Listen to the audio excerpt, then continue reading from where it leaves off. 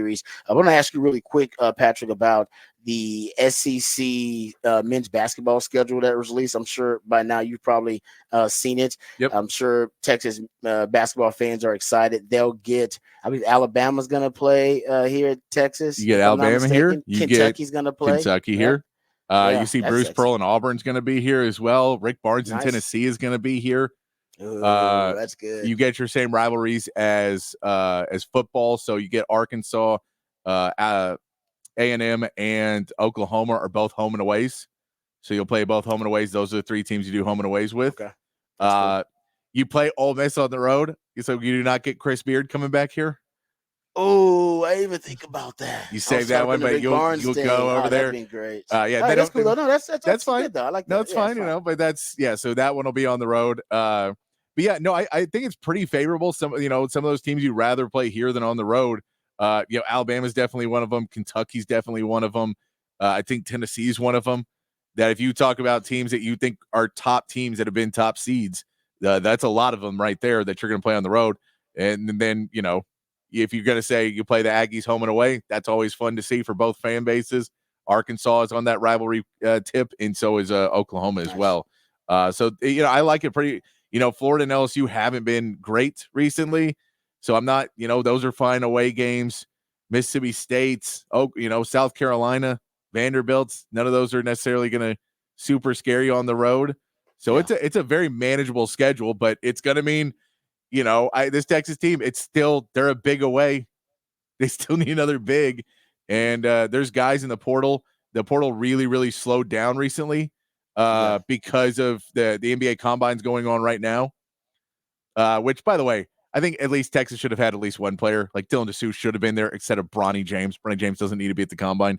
He didn't have a good enough. Nepotism is powerful. I know, but he did not have a good enough season to be there. But there's no Texas players at the combine right now. But the combine's happening. I think a lot of teams are kind of dealing with scouting and looking at the NBA draft before they pull their name out or stay into the draft. And then you'll see a second flux of motion. Like Dylan Mitchell's one. I think he's visiting Auburn today, but he hasn't, he's a guy who hasn't made a decision. There's a lot of guys who are kind of judging back and forth. So you'll see a little bit more of guys that are in the portal right now, but are deciding whether they're going to go pro or stay in college. And then those guys will come back and make trips. And there's still a few guys out there that Texas could go after. And Texas may be waiting and have, you have a few guys that are probably waiting to get word of, all right, is a guy at Kentucky, is he going pro or staying? Is a guy at Duke going to go pro or staying? And if they stay, then that takes away their scholarship and their position. And now Texas, who may not be their first choice, maybe their second, and in reality, you can't be, beggars can't be choosers. And at a point, you just need another big. So you'd really like to bring in one, and they'll be able to get one. It just depends on what level of big you're going to be able to get. Is it going to be someone who's going to be a 15 to 20 minute a game player, or is it going to be someone who's a 5 to 10 and maybe your high end is 15? So that'll be the question. But I mean, it'll be fun. Trey Johnson is going to be tons of fun to watch next year. And he's going to play a lot of big time games here in Austin because Alabama was really good last year and they'll still be good. And Auburn has Bruce Pearl. They're going to be good. They're a good team every year. And Tennessee with Rick Barnes is good every year. In Kentucky, we see that we played against Mark Pope at BYU last year in the Big 12. He'll be playing against you now with Kentucky, the new coach over there.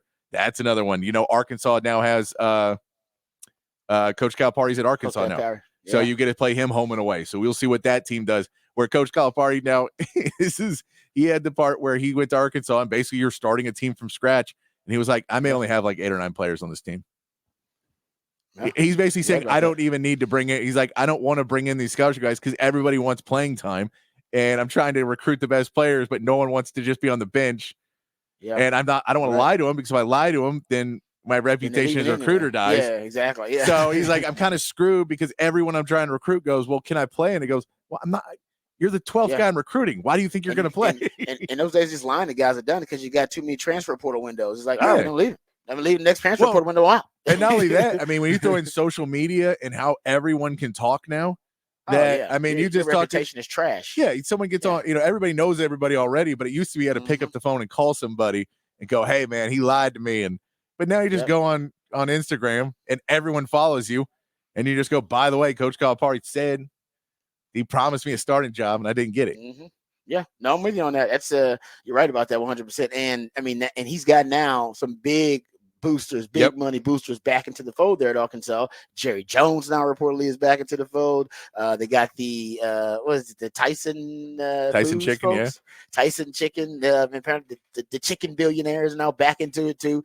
They want to donate, so he's got some big money folks there behind him. So you're right. He's like, no, I'm paying big money to bring in these transfer who need to play because also the big money is like, hey man, we're fitting the bill here. Yeah, so big money, big expectations. Exactly right. He knows it. He's used to it. All right, yeah, good stuff there. Yeah, you're right about this. It's actually it's a really intriguing, interesting, sexy schedule on the down low for Texas men's basketball. It won't be the league the Big 12 is, but I still think it's. I mean, in terms of the SEC, where would you rank it among competitive leagues? The Big 12 is at the top. Where's the SEC? I mean, in reality, ACC, it kind of fluctuates. ACC's up there, Big 10's all right, but I think like there is a lot of, the Big 12 has just been so. The Big 12 is a weird league because it's so competitive night in and night out, and so many teams really good.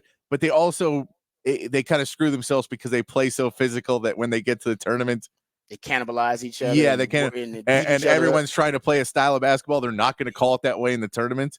So the SEC, this schedule right now, it seems like there's some really good teams on it. So it's not like you get over. I think there's just more breaths in it. You get to take a few more breaths in the SEC. Where it's not 5 nights in a row against ranked teams or 5 games in a row against ranked teams. I think you won't have that as much. You'll have a few breaks in there. Okay.